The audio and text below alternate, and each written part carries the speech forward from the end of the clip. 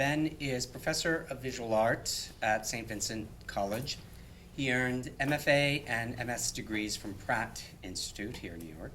Recently, he was an Elite Talk speaker and discussed Jewish creativity. His artwork has been exhibited at Yale University, YU Museum, the Jewish Museum, the Westmoreland Museum of American Art, the Mattress Factory, and other venues. His artwork appeared in New York Magazine and Hadassah Magazine. He also writes about art and religion. His writing can be found in Drawing in the 21st Century, The Politics and Poetics of Contemporary Practice, and It's a Thin Line, Erev from Talmudic to Modern Culture. His first book, Image, Action, and Idea in Contemporary Jewish Art, will soon be published by the Pennsylvania State University Press. And in April, he will also deliver a keynote address at the Coney Conference on Jewish Art in Madison, Wisconsin. Please welcome Ben Schachter.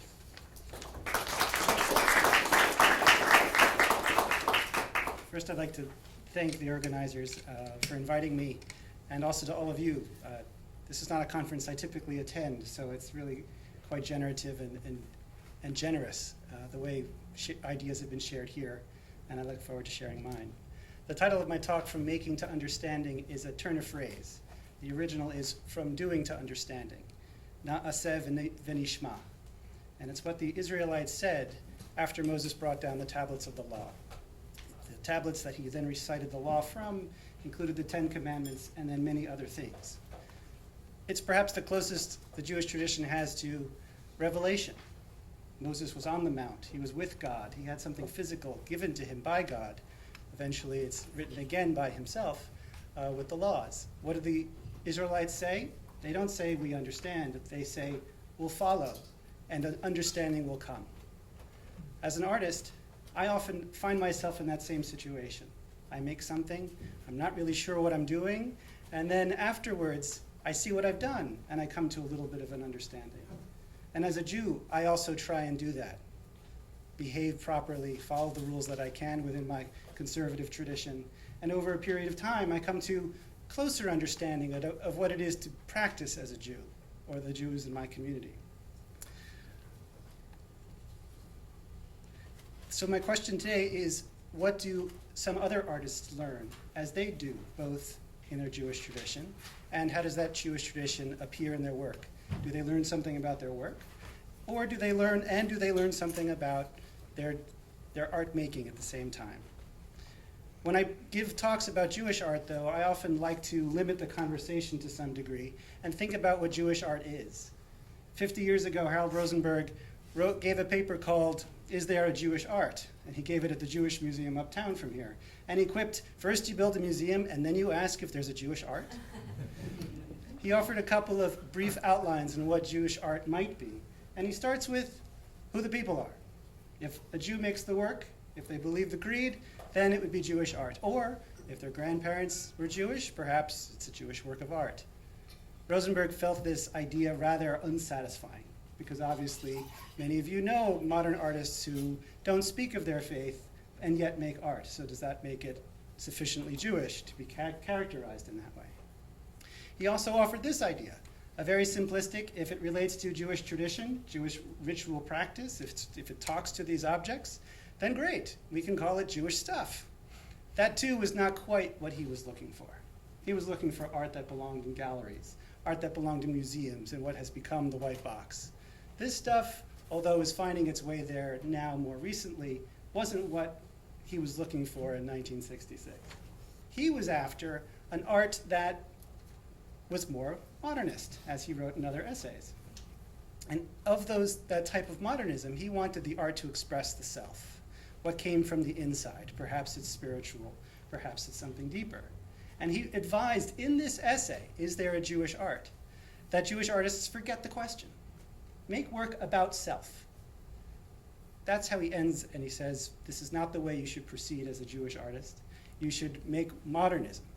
Now that point of view has been questioned many times, including two works here, Jewish Art, A Modern History, presented by Baskin and Silver. And they present a much broader perspective of art made by Jews throughout the 20th century, representational, abstract, and a whole other sort of way of looking. Makers of Jewish Modernity is an interdisciplinary book with philosophy, political theory, and one essay about Rothko, putting those different ideas of modernism together in one book. But for me, in the current context, I'm interested to see when an artist wants to really examine Jewish ritual or Jewish laws. I mentioned that the laws came down from Mount Sinai. What I forgot to mention was that there are an awful lot of them. The first 10 are perhaps the most famous, but Moses Maimonides compiled a list of 613 commandments. Thankfully, we can't do a lot of them because there isn't a temple for the animal sacrifice anymore, but it's a very intensive study. In my community in Pittsburgh, we don't follow as many as more rigorous Orthodox communities do, but we still study them. We ask what it is to follow these laws. Why are these laws written? What do they mean for society if we think about them? And for me, these objects here, Judaica, aren't physical things only. They're also tools to provide opportunities to do those laws, those mitzvah. So if we think of these things not as things, but as performance, or the tools for an activity, that's what I think several contemporary artists are doing. So let's take a look. You probably know what a menorah looks like. One candle is added for each night of the holiday of Hanukkah. It commemorates the rededication of the temple in Jerusalem. But if you do look at them this way, some other things emerge. These are two works by Ken Goldman, and the one on the left is made out of basically a store-bought olive oil bottle. Olive oil is the traditional fuel for the menorah. It has the 8 wicks for the 8 days and the 1 extra helping candle. And in this way, it brings all of those flames into one. When I think of the story, the Israelites had only enough oil for 1 night, but it lasted for 8 nights. That's the demonstration of the miracle. It was one flame that lasted that long. So here he's turned those 8 candles, representing the length of time, into one by giving it one fuel source. The one on the right, Ken Goldman grew up in America and then immigrated to Israel, and so this image on the right has these Christmas bulbs that have been separated from their original use, and wicks and oil can be added to those. So for me, that's this intercultural experience of being in a place where there are lots of Christmas lights, and yet here I am doing something different from the rest of the people in my neighborhood. Tefillin, or phylacteries. It's a ritual practice to wrap one's arm with these small boxes that contain prayers along the arm and across the head. This is done during morning prayers, but not on the Sabbath. And here's an IDF soldier wearing the phylacteries. This is the proper way it's worn. It's a daily practice. It's rather rigorous. The metaphor is that you are bound to God. It's a cleaving to the divine. When an artist gets a hold of this material, some unusual things start to happen. The cleaving, in this case by Arik Weiss, is turned into that tape that's physically bound to the body. I hesitate to think what comes next after morning prayer is over. With my hairy arm, I wouldn't want to have to deal with this material every day. This is a photograph. So he is giving us an artistic interpretation of his daily experience. Ken Goldman did it this way. When you remove the strap, often a mark remains on your body for a little while. Just a natural thing, like a Band-Aid or something else like that. I'm unaware of this because I don't wear phylacteries or tefillin in the morning. But having seen this, I see that the body is affected. This he calls a performance, and this is a documentary photograph of that performance.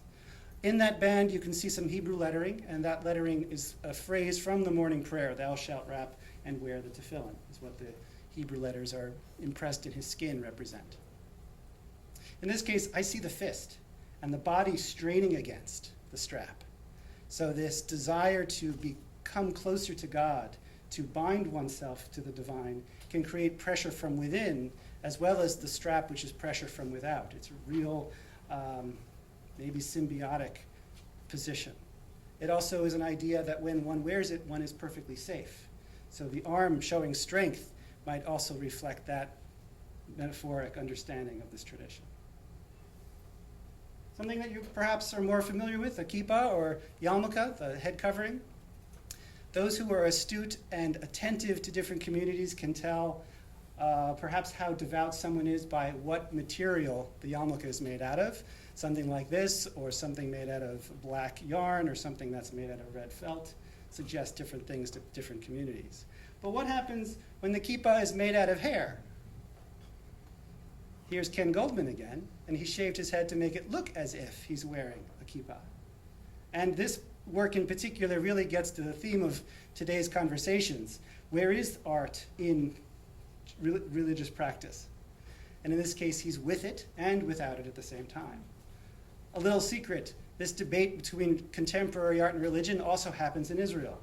There was a critic named Gideon Ofrat who basically said, take your kippah off when you enter the studio. Here, Ken Goldman is challenging that notion.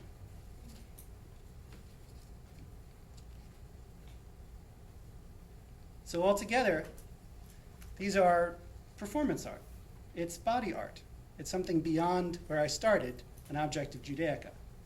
It affects the body, it's worn for a while, and it really connects to a particular tradition that observant and Orthodox Jews know. Now, it isn't vague to that community. They know exactly what's happening here.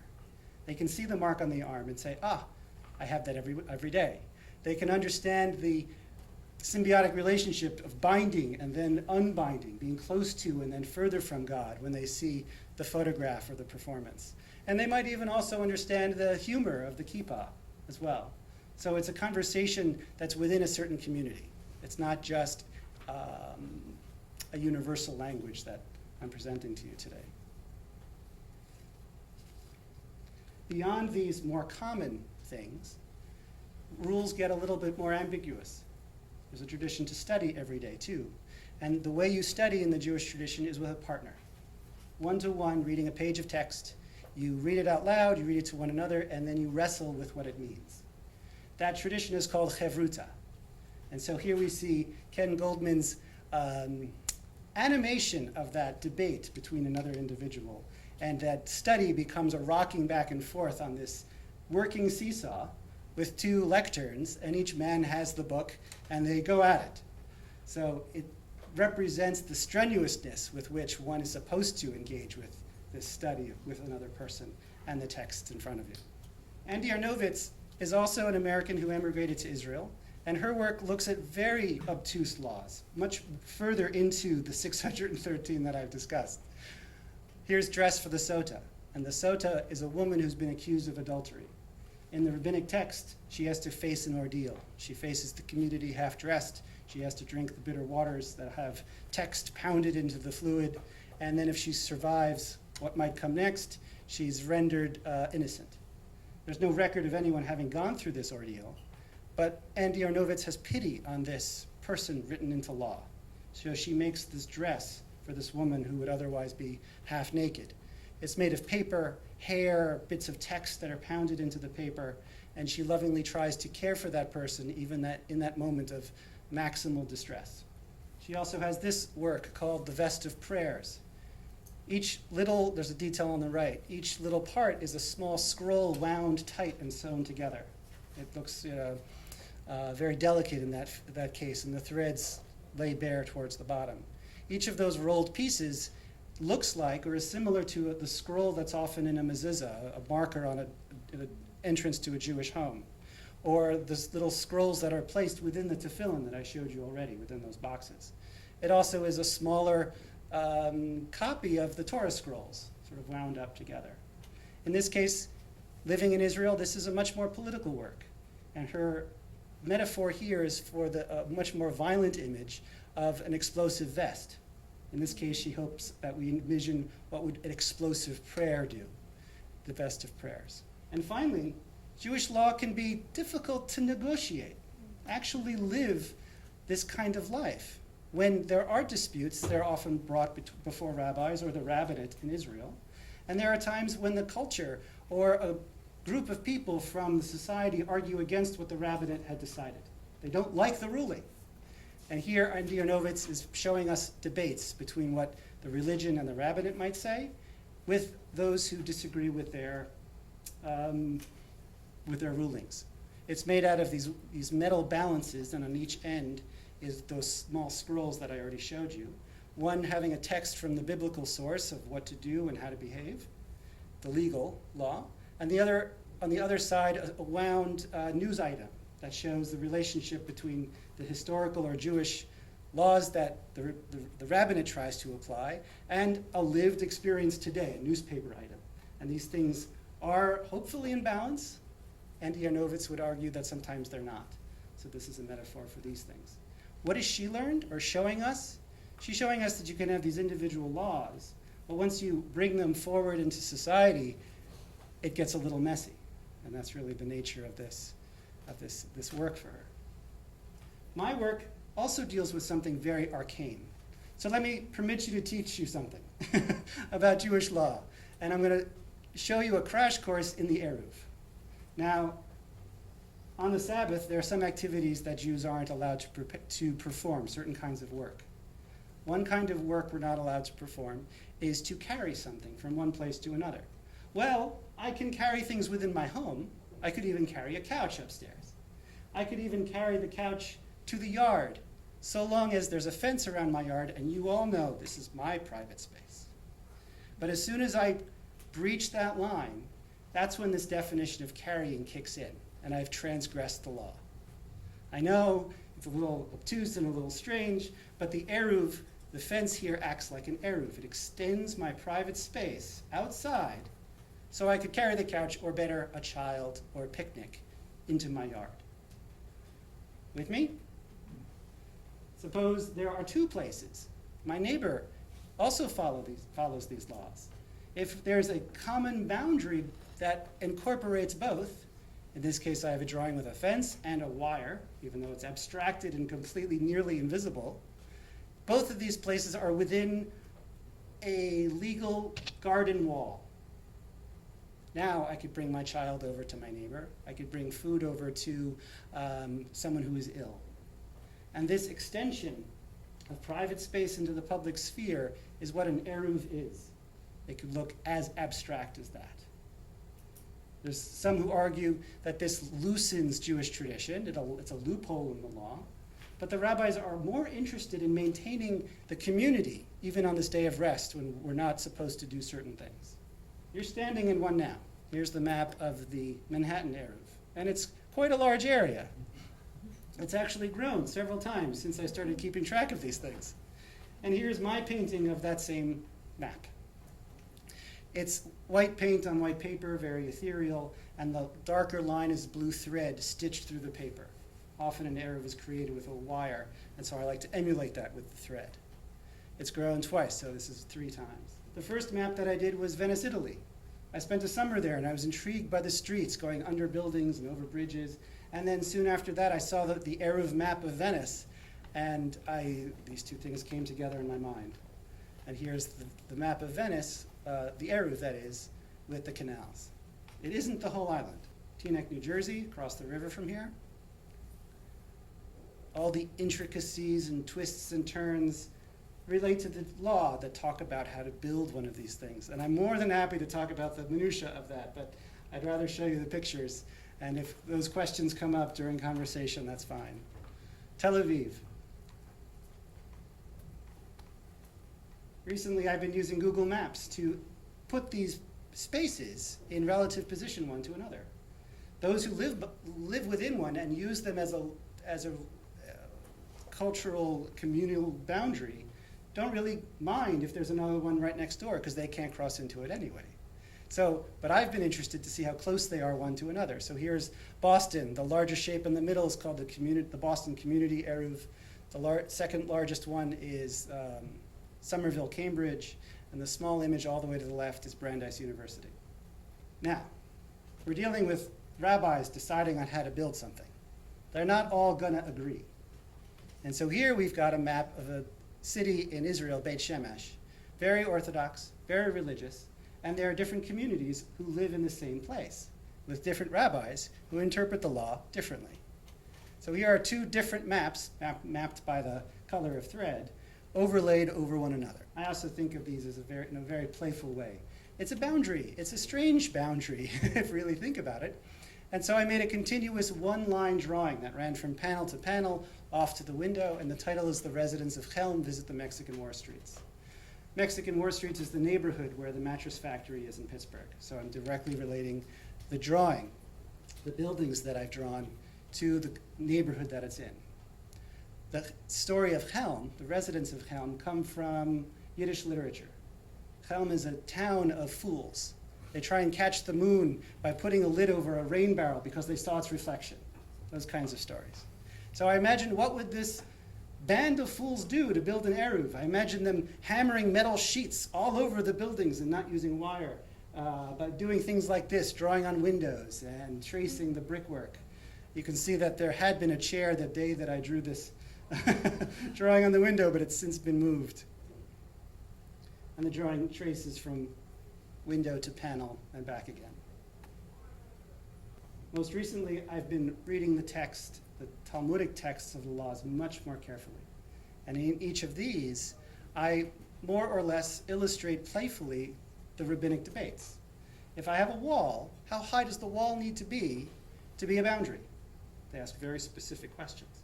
If there's a window in the wall, does that break the wall as a boundary? Can I climb through that window, the one on the right? If the window is too low, well, I have to work it out to stop it from being an actual boundary. Today, we use wire, so we don't have to work these things out. Yet, people study the law to examine what it means to have a boundary, what it means to be inside or out. These are very architectural thoughts.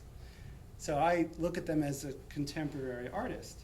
And I think architects could learn a lot from these questions, particularly those who have a postmodern thought process in mind. The image on the left defines a doorway. If the lintel across the top is crooked, for the rabbis, it's no good. For us, we might go, well, that looks like it's falling apart. I don't want to go under there, right? So there is perception as well as strict building codes, if you wish. And other phrases that are mentioned in these texts, the rabbis describe making a boundary with a caravan. I don't know what a caravan meant to them, but when I think caravan, I think cowboys and Indians, so I made a series of covered wagons instead. And then finally, this work is really a do-it-yourself religion. If you decide to follow the law, you're responsible. It isn't the rabbi who some rabbis might breathe down our necks, but in truth, the individual has to participate. And so in that idea, I made these 5 and dime store item, a piece of string in a bag. Pick it up on Friday on your way home, put up your own eruv. This is an edition of 200, actually. And I'm not the only one reading these texts in this way as an artist. There are artists groups popping up, Cleveland, Minneapolis, Southern California, and they call them artists' Beit Midrash, artists' houses of study. They come together, they read a text, and maybe their chevruta, their study together, will lead to a new artwork. Maybe it won't. Maybe it's social. Maybe it's their way to come closer to their religion, and ultimately maybe to some understanding of theology. But in practice, the theological aspect of this for me is the doing. I don't separate it. I don't see one may lead to understanding, but I'm not sure understanding is revelation. I'll leave you with that. Thank you so much.